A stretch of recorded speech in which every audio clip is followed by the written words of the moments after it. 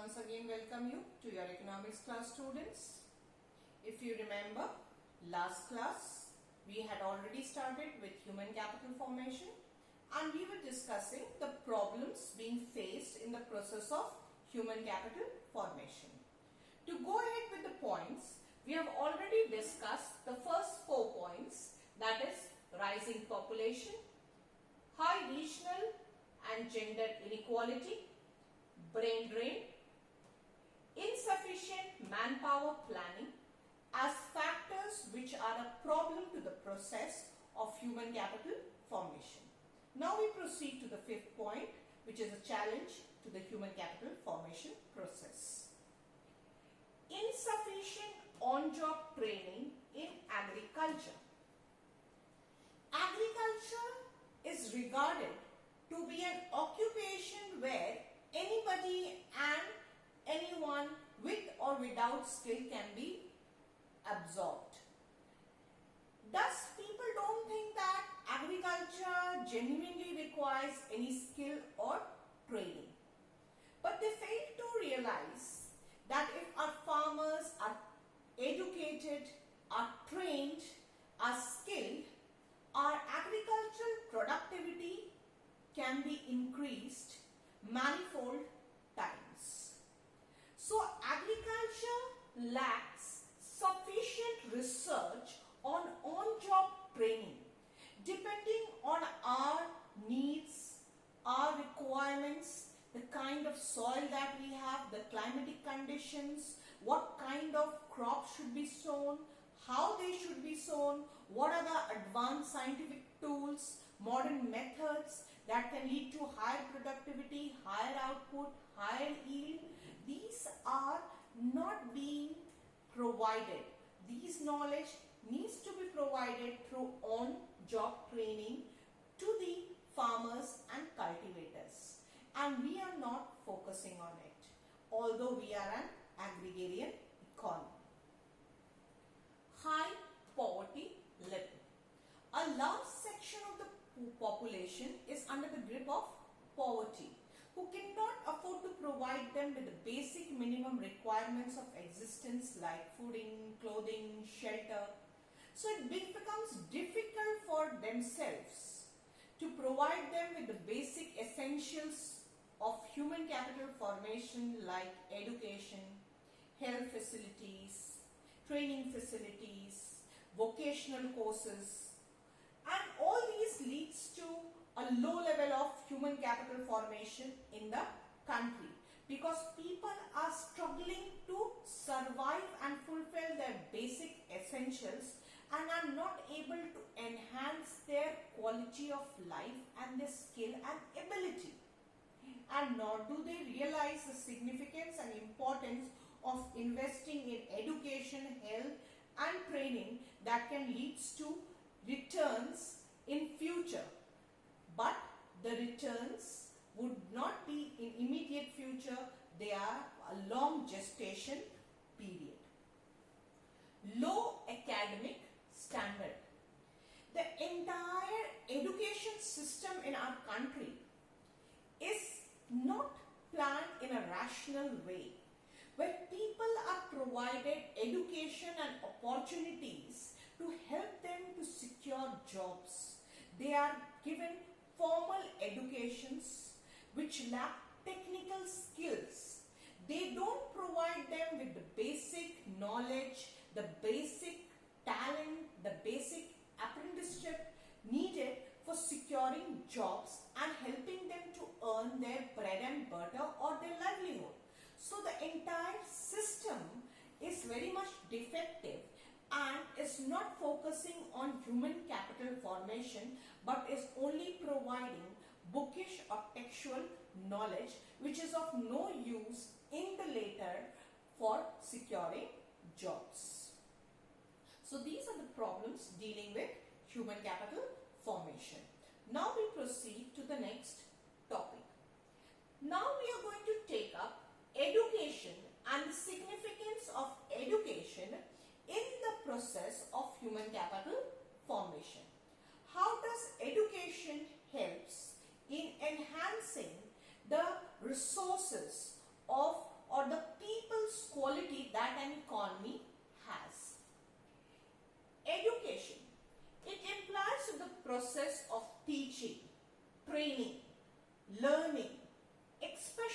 in schools, college to improve the knowledge and develop skill. Education, it's not just confined to the education that we provide in school, colleges or any universities. But education implies imparting of skill and knowledge that can help a person to perform a task better. Basic and initial preliminary education takes place in schools, colleges, where a formal training is required and is given to the people to enhance their mental horizon, to enhance their skill and ability.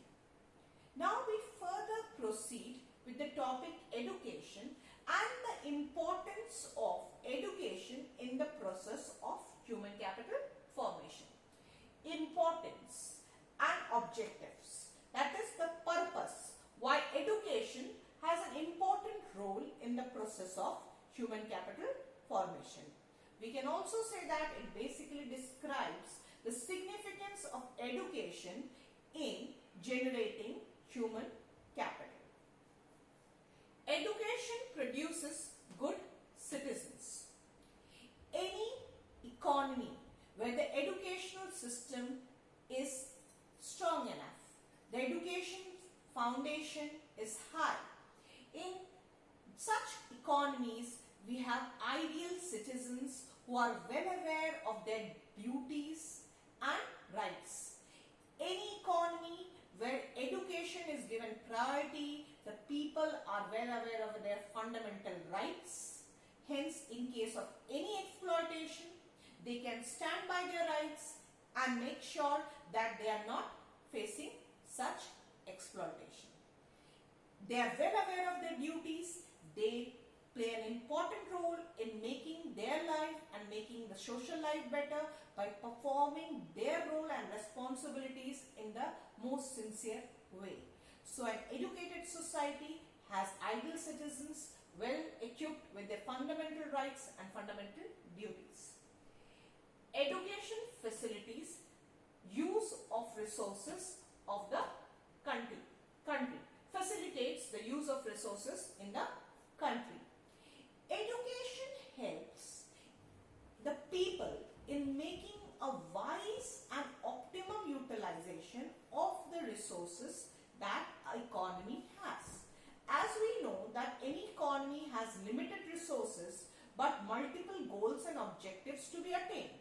So it becomes difficult for any economy to attain or reach out to the maximum welfare of the economy by fulfilling the needs and requirements of the economy using this limited resource. A country having efficient human capital knows how to put the limited resources into the best use so that the economy's growth can be accelerated and can be increased with minimum investment and at the same time conserving these resources for meeting future needs. Develops science and technology. We have seen that any economy where we have an educated lot of masses, that economy prospers. For example, if you see Japan, we find that Japan is a very small country, but it is very developed in terms of its science and technology. Most of the electronic gadgets that we use are of high quality, are all Japanese. Why do we have such high standards of production? It is only because the country has skilled and educated lot of human resource, which continuously makes researches and finds us new technology and new methods to perform a task using its mental horizon, mental skill and its knowledge. Expands mental horizon of the people. It makes a person more wiser. It provides a positive approach and positive thinking in an individual. It provides a newer outlook, modern outlook A person can think in a positive way, more broader sense in judging and understanding situation, and overcoming biases and hurdles and prejudices that hampers the growth of any economy. Promotes cultural standard of the citizens. Any economy is known for its rich heritage, culture, tradition, and this traditions and culture are passed from one generation to the other. The cultural values are transmitted from one generation to the other through education, through knowledge provided by one generation to other. And this is how the cultural chain goes on and the cultural heritage is passed on. Develops human personality. A human personality comprises of two things: the way he carries himself, the way he appears in front of others, and the way he thinks and responds towards situations. That is his mental health and his physical health. So education plays an important role in taking care of his mental as well as physical well-being. It makes him more progressive, it makes a person more healthy, wealthy, and more wise in his approaches. And that is very important for the growth and development of any economy. Thus, human capital formation has a significant role for any economy to prosper and develop. And thus, every economy should focus on developing its people into a resource. So far, that is all for your today's class. Make sure that you go through these topics. Spend your time creatively in continuing with your syllabus. And in case of any problem, your doubts are most welcome. Systematically prepare your notes. You know that the notes are to be prepared in a systematic format as per your CBSE guidelines, answering 3 marks, 4 marks, 6 marks questions. Please take care and stay well. Thank you.